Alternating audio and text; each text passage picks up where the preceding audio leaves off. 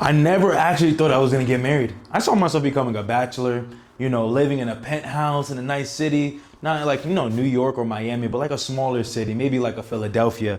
Because after I found myself at rock bottom, getting news that I wasn't gonna have twins anymore, I got this witch pregnant, and then all of a sudden, no more babies, no more anything. I was like, I'm not gonna be in a relationship.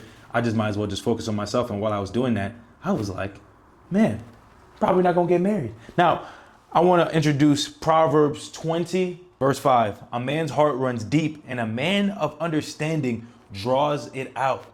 This is going to be the thesis of this whole video because this is the war that's at play that you can't even see. And unless you have the proper understanding and insight of who God created you to be within yourself, it's going to be very hard and almost impossible to identify your wife. Who's going to be the good helpmate to help you get to where you need to go? Because if it's not in you, you definitely won't find it in her. And so Good Friday is where my wife and I's story starts along. And so Good Friday is the day that Jesus, took the bread, found himself crucified after the Last Supper. And that Friday is represented as good because Jesus technically died, that Thursday, but 3 days.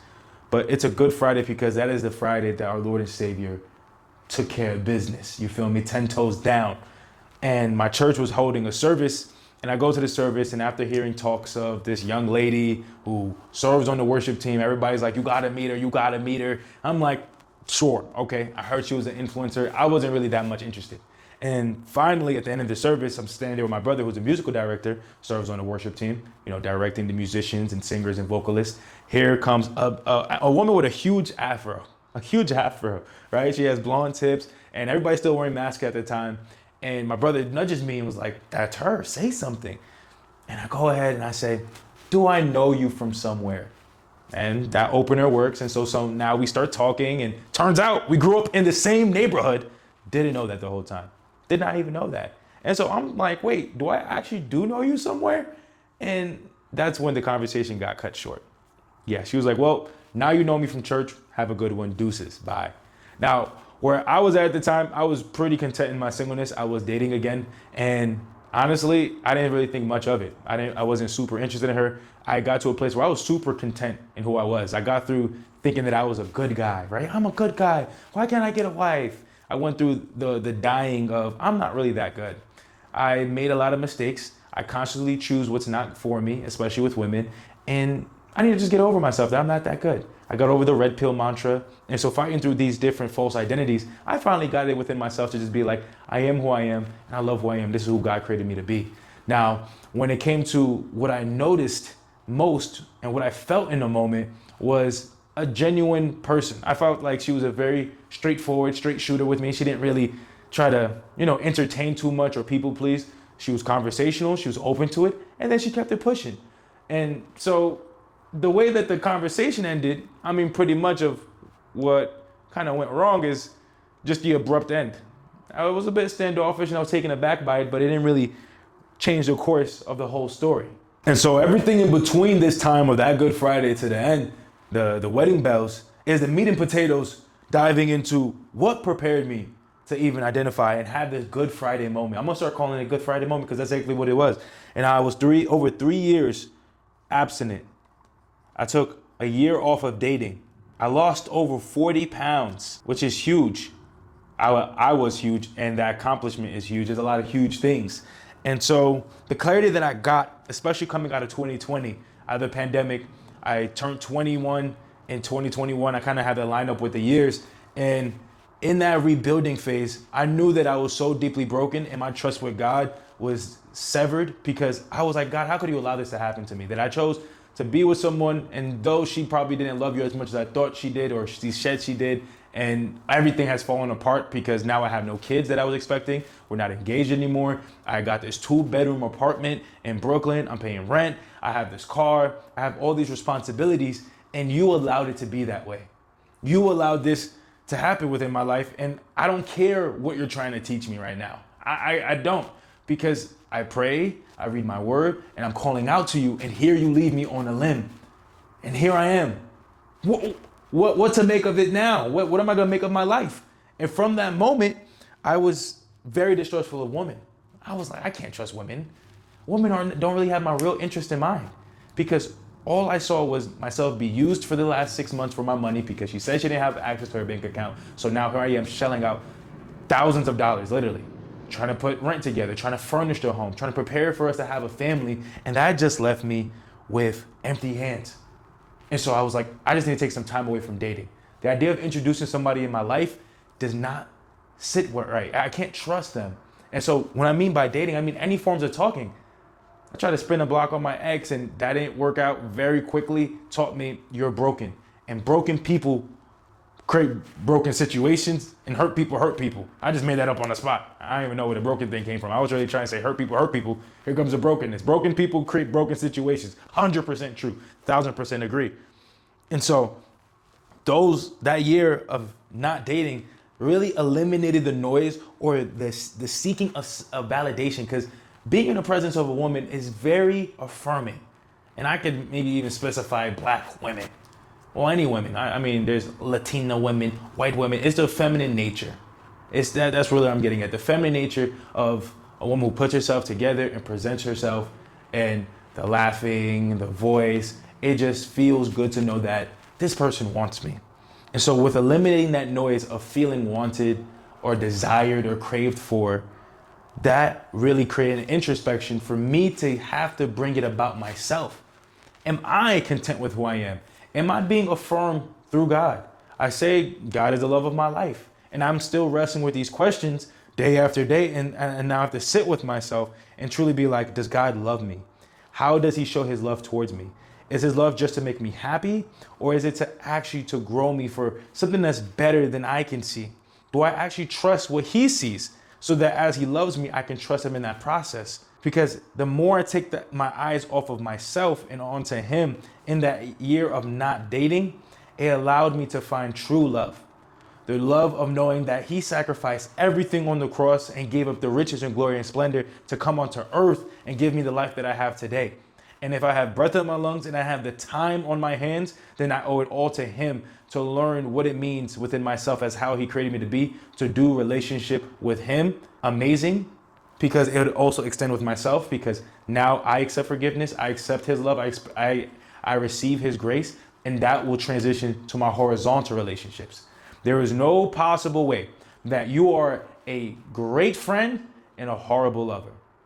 That is more like a compatibility thing if you disagree, meaning like that person's personality and backstory didn't line up with yours. But if you are caring, if you are patient, if you are kind, if you have long suffering, know how to endure, and you've done that with yourself, then you'll be able to replicate and duplicate it with others.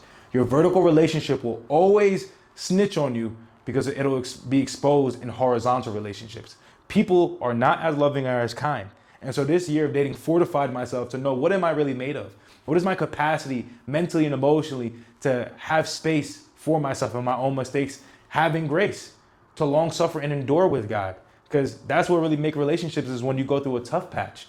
And me and God having that tough patch, we bonded our way through. Now, 3 years. 3 years of absence, over 3 years of abstinence. Now from 2020, my God, today. That was a moment where I knew if I didn't actually make the stand for myself to take my eyes away from sexual encounters, I was always gonna wear foggy eyes.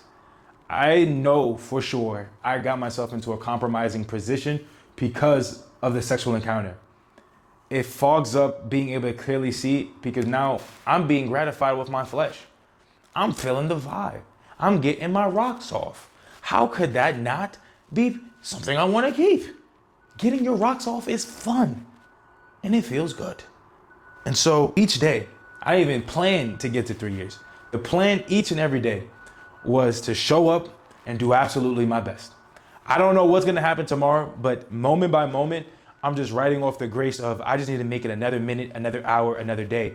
Because if I do that, I know I'm gonna find myself a whole lot farther than where I once was before. And so 1 week became 2, 3 became 4. And as the time went on, after I found myself after 1 year of not dating, not having any sexual encounters, no porn, no masturbation, I realized I didn't have this level of clarity before, meaning my thoughts actually had more logic and sense, and I could hear God's voice a lot more clearly. Wisdom is described in Proverbs as a woman who calls out in the street corners. She goes to the marketplace where so many people are gathered and she shouts. And there are people who can't hear the voice of wisdom because you're being choked out. Your flesh is too loud. You're giving into so much of your own desires to what you want that you can't hear wisdom's voice. And that was me. I found myself, now that I'm not taking a shorty out and seeing some really lotioned up, you know, the skin, having her hair done, the good perfumes, her nails click clacking on her phone, all the womanly things, and seeing the sights that pop up the dopamine. Without that, and without the encounter and having the touch from someone else, it cleared up my mind to understand what my true values are and how much I do value my own clarity and my peace and my time. And so that made it a lot harder to give it away, even after the year of dating. Because now that I haven't had any encounter, I haven't had any static, now I know what my worth and the value of who God called me to be. And that type of introspection, I noticed going forward, right, changed the way that I showed up externally. Because internally, these things, the abstinence, the dating, how I saw myself reflected on the outside. And so 40 pounds plus, you know, I'm weighing in at like 260, heavy tank, because I'm a former athlete. I did a lot of lifting. I've always been active. But the diet is a part where, I mean, so many of us fail because everyone needs food, but you use that need to really get what you want. You need to be nourished, but you don't need Oreos. You don't need a second serving. And I abused that because of the lack of security that I had within myself. And I truly believe that I was still an athlete. My identity was literally frozen in time. I was still living the 17, 18, 19-year-old version of me. And because of that, that reflected externally. And once I made that shift, where now I could be more solidified in my identity and who now I was becoming to be, that weight loss didn't just come from calorie deficit and macros. All those things, yes, they work. I'm not gonna fool you. I'm a coach, that's what I give out. But it's more so aligning with the lifestyle of showing up and doing the hard thing. And yes, that definitely did contribute in helping with the abstinence because I became really good at telling myself no. But the process starts from the inside before it does on the outside. And so I showed up each time to the gym in the middle of COVID. I'm wearing a mask, doing burpees. I'm trying to do these jumps. I'm trying to do trap bar deadlifts into a box jump because I'm thinking I'm still an athlete. And lo and behold, I find that I can't move the same way anymore. Doesn't mean I can't train like that ever again, but I start to ask questions. Do I need to be having 300 pounds on my wrist trying to hang clean? Do I really want to jump over this box 40 times? I kind of don't. It's exciting. I still do it time from time today, but that's just not who I am. Once an athlete, always an athlete, but that mindset is the most strongest part in being an athlete, not the actual doing. The doing to perform required a mindset. And so now that you've seen yourself completed, you get to keep the mindset, and anything you do, you can apply it with it. And that's the real benefit. And so with losing those 40 pounds, every day, sticking to it, within 6 months, I had a complete transformation. And that was only possible because every day I already felt myself to be affirmed. I knew that I was loved. I had a clear understanding what the vision was for my life. And with knowing that I'm called to be a husband, possibly, because remember, I gave up the idea of it, but I started flirting with it after a year of dating. I'm like, possibly, but more importantly, I'm called to lead people. I have a story, I have a voice, I have experiences that's meant to give out to other people. And if I can't get over my own desires, then I'm literally going to be forfeiting it for everyone else. That was my literal thought process. I cannot continue wasting the time while I'm still young and able, when one day I won't be able to do this. I won't have the capacity, the energy, or the strength. And so the clarity from being done with wasting the time taught me how to show up for myself on a daily basis. And if you're saying, well, how do you do that? How do you show up for yourself in that way? It just starts with the simple act of saying no to yourself. Saying no to yourself on the regular basis of every opportunity that presents itself for you to skip or have a way out, turning it down. Turn every part of yourself that would want the cake, the shortcut, the sleeping, and denying it. Most times it's because it's a wrestle. I would sleep literally in my own gym clothes. I would be Nike'd out top to bottom because, I thought Nike was the best sportswear to wear. And so I'm wearing Nike'd out, all black, because I didn't want to think about what colors, wash. I made it so simple for myself because I didn't want any tension with showing up. The more simpler it is, the more I knew I could stick with it. And so I'm just wearing black, going to sleep with my socks on. Don't even like sleeping with socks. Wake up, literally, feet into sneakers. My sneakers were really on the outside of the bed, waiting. Shoes go in foot, left foot, right foot. I always put the left foot first. I'm superstitious. Get up, the door is in front of me. I lived with my parents in a 1-bedroom cutout. I decided to move back. I gave up the apartment because it was like, well, just be wise. And that was just in time right before COVID too. So now it's 21, 22. And I'm in my parents' apartment. We live in this 1-bedroom. My parents are in the bedroom. I'm in the living room. It's like a cut-off curtain. I come out the curtain, the door is right there. Living room, door, head straight for the door. Waste no time. I'm already dressed. I'm wearing a mask. I'll deal with the stink mouth later. I cannot waste any time. Because if I take a split second to stop at the bathroom, to pee, to brush my teeth, I'm gonna find a reason to procrastinate. I knew this because I tested it. I allowed myself to brush my teeth, and after I did, I was already scrolling. I was already procrastinating. Anything that would cause friction, I wanted to eliminate and to cut off. I cannot spend 1 minute and trust my flesh and give in. And so the door is right in front of me. I go, I walk out the door, I'm gone. I'm already on the way to the gym. I'm running. That's not healthy. You didn't warm up. Didn't need to. I was so hell-bent in making sure that I showed up, that I would do that every single day. Did I work out every day? Yeah. Did I lift? No. Sometimes it would be push-ups. Sometimes it's just a run. Sometimes it's just a walk. But I know I need to get out, get out, get out, get out, get out now. Urgency. And when you allow yourself to idly dwindle, you give space and room to compromise. Oh, should I go now? Should I go later? Go now, now, now, now, now. The best way of using getting something done, execution, is urgency. The only way you create urgency is if you create pain. I knew that I did not want to think about it later. I knew if I didn't do it now, I was never going to do it. And I didn't lie to myself and give me the opportunity to get out of it. I cornered myself. I'm already dressed. I already have socks on. My shoes are already there. The door is right there. I already made the workout routine. Everything is already set up for my success. And now all I have to do is go. Go. And nothing was going to prevent that. And that is literally the flesh versus the spirit. Because this is something that is mentioned in Galatians. All right, get your good Bible. If you don't have it, grab it. Turn to Galatians 5. Chapters 5 and 6 are going to be great illuminators to seeing in real time how your flesh shows up to want to be gratified. 2 Peter says we should suffer just like Christ in his body. All right, I have a lot of paraphrases, but I want to give you actual scripture so that you could take it with you and meditate. Because reading it one time is not going to do you any service. Making it your light screen is not going to do you any good. But actually sitting with the verse and understanding what places of your life does it apply to. And so Galatians 5, verse 16. So I say, walk by the Spirit and you will not gratify the desires of the flesh. For the flesh desires what is contrary to the Spirit, and the Spirit what is contrary to the flesh. They are in conflict with each other, so that you are not to do whatever you want. But if you are led by the Spirit, you are not under the law, right? And so understand that you will not gratify the desires of the flesh. The flesh wants to be gratified, but the flesh and the Spirit are always at war. And so that tension of, well, I know what to do. Why am I doing it? It's your flesh. Your flesh has plans of its own. And the reason why this exists is because your flesh wants to party now. Your flesh actually doesn't go to heaven. Remember, we get new bodies. Jesus is coming back. When he comes, we get these glorified, perfected bodies. And so this flesh will not exist anymore. And it knows it doesn't have eternity.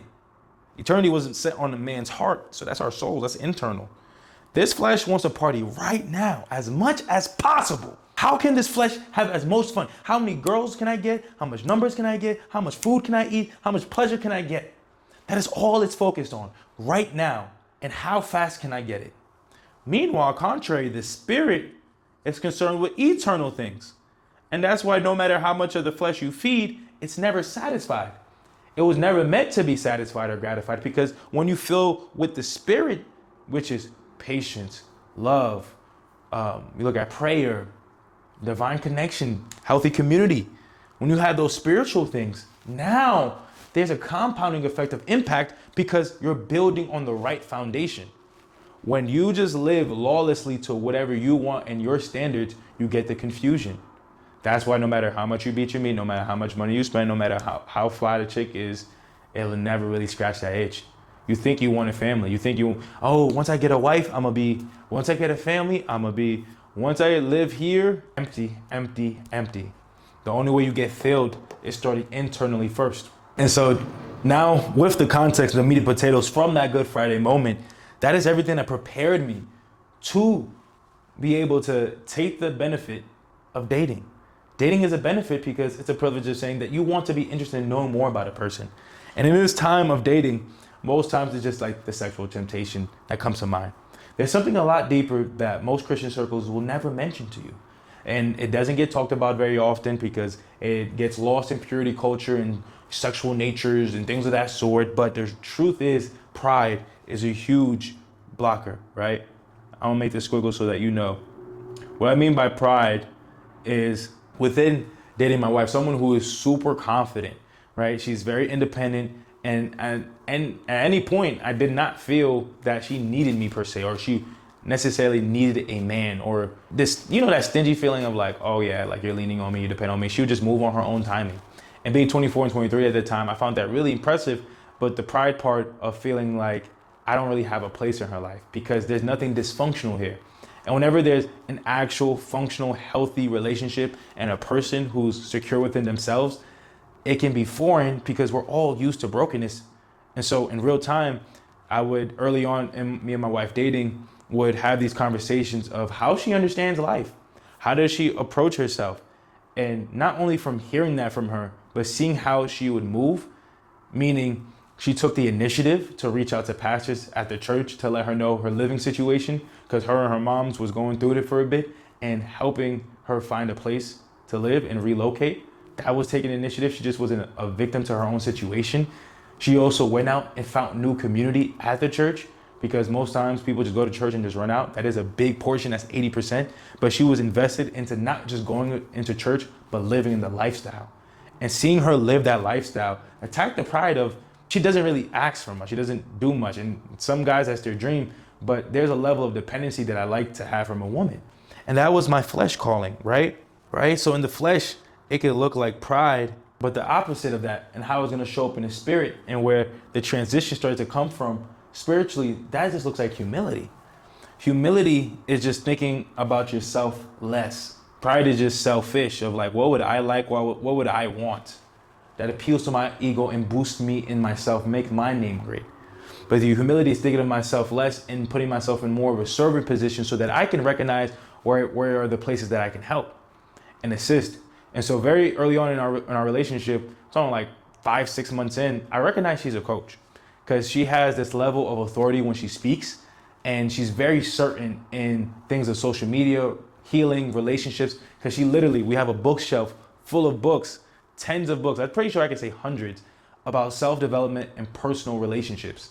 And I was like, you're a coach. And I would sometimes be joking, but I had serious conversations with her telling her that she has the authority to go and help other people. Now, over 3 years later, because now we're married, that's exactly what she's diving into. But because I was humble enough to stop looking at how I'm not needed, I saw the leader in her.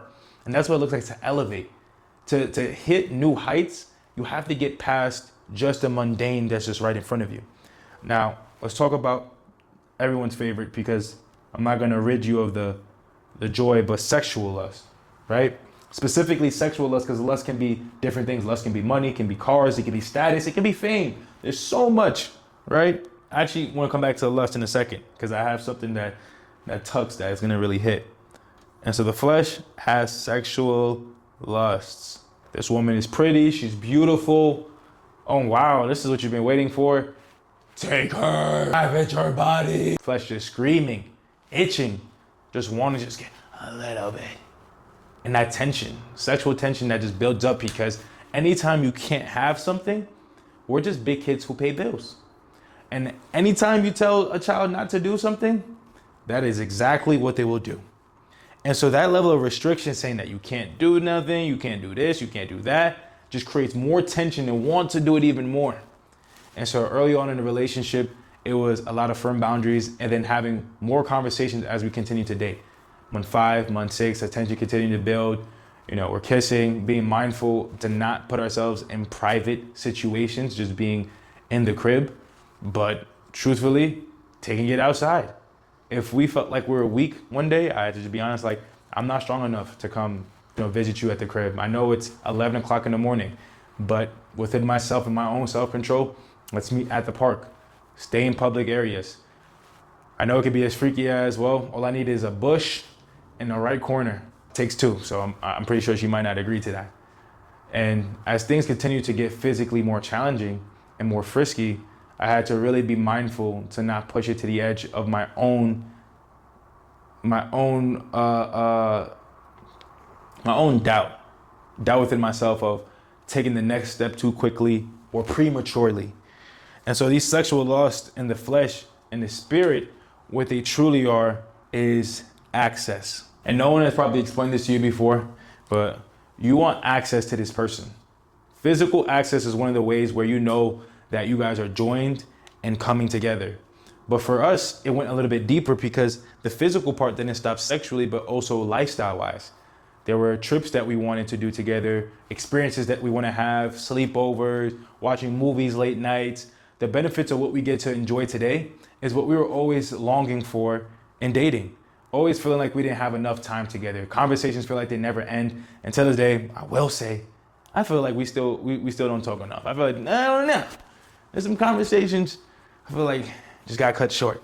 And so access is really what it looks like in the spirit. You want access into this person's life. You want to speak into them. You want to help them make decisions. You want to do life with them. And so the way pride pops back up is because now that I know I want access, we're hitting month 7, month 8. It becomes a realization that I need to sit down and really consult with God. We went past the 6-month mark and we did a 6-month check-in and we asked each other, where do you see this going? We both knew 6 months in that we were called to being married, that we could do life together, which is a good feeling, but at 24, 23 is actually scary. And so month 7 comes around and now I go and consult with God. I open this Bible and I open up to that everyone's favorite verse. If you're burning, then marry. So it's better to marry than to burn with passion. The whole chapter goes into depth to saying how you treat your beloved, which is understood to be fiance back in biblical days. And though I was already planning to propose, I understood that God is saying, don't play with my daughter.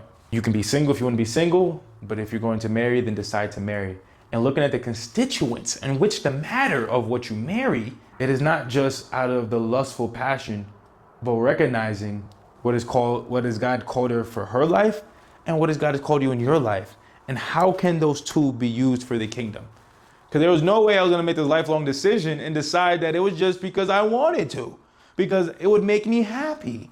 Those are very temporary decisions. But because of this meat and potato time, all this discovery and development that I've done within myself, this created a very strong foundation for me to understand what God was calling me to and recognizing the quality and traits in her that I didn't have that would allow us to make a real impact and change. That is the wisdom and insight that when you're able to draw that water out can give you the eyes to see blessings and opportunities and take them, because there was a risk. We didn't have a place to stay at the time. And so with no place to stay, I'm living with roommates, she's living with roommates. I don't have that much cash saved up because after my last relationship, I literally blew all the cash that I had because it was like my little, immature revenge tour before her. I decided to treat myself in that way. I found myself with a very hard decision where pride showed up. I could be so focused on my measurables of what it means to be a husband and to provide and decide to stretch out this relationship and possibly go into breaking physical boundaries, the emotional exhaustion that could come from that, and settle for pride of because I don't have enough money, I don't have a job yet, I don't have anywhere to live, and just sit on a pile of excuses. When I prayed, cried, and fasted, inquiring, God, what would you make of my life? Remember when I was 13, going into high school, thinking if I was gonna meet my wife and become a high school sweetheart, had a bunk bed, my older brother's on the bottom, I'm on the top of the bunk bed looking right up the ceiling. I could probably do a sit up and kiss it, and I'm just thinking of what she looks like, and here she is right in front of me. The times where I would just wonder and imagine, and I could just settle for the fact that I do not feel enough within myself, and I don't feel secure in my own self. But what about God? Why not give God the opportunity to be God and allow him to intervene and step in? And that's what killed the pride, and that's what's the humility for. Now, that is how the flesh, pride, the sexual lust transitioned into me becoming humility and having access. And the whole idea is becoming a spouse happens before the ring. It becomes before that moment. I became a husband before I signed that paper and put those rings, and she was a wife before she wore the ring. Because the idea is that you're finding a wife. That means she's already at that emotional, mental level of maturity. It's like rotisserie chicken. You go and pick it up. There's no development. It's already there. And so this happened to me over the course of our 10 months of dating. So now that we're 3 years married, but this is also how I created a repeatable pattern of seeing what does it look like to prepare, to establish the foundations, to show up on a daily basis and be able to have the fruits of the labor of what I've prayed for.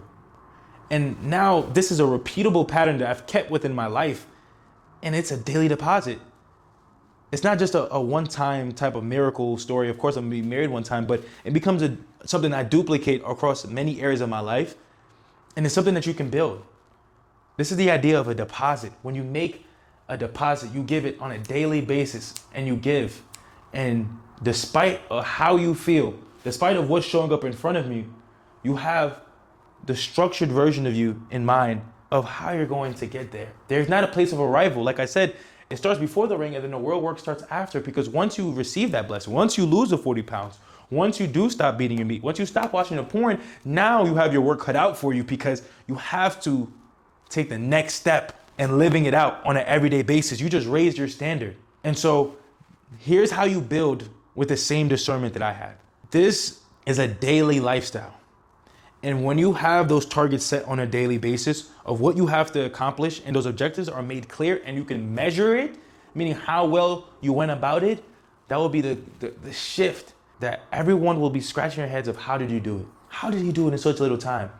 How did it only just take 10 months for him to find his wife?